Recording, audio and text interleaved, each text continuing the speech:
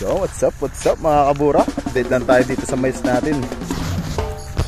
Ayan yung mais natin mga kabura, 20 days old. Bali 6414 yan mga kabura. Pang-spray natin ng match tsaka proclaim. Hindi nagre-recover na yung mga dahon mga kabura. Buti na lang hindi siya ganun tupok. Naagapan naman mga kabura. Sana magtuloy-tuloy.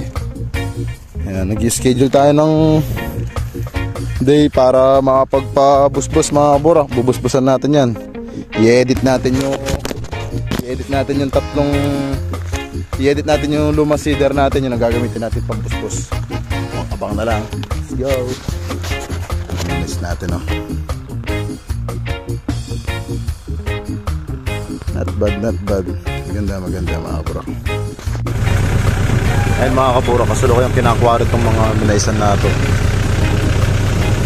Kaya ngayon pinapaklo namin. Ayan, pinapapulot. Ibibilad ng may balat. Tapos gigiikin. Kesa naman masayang, masira lang itong nagpakwari.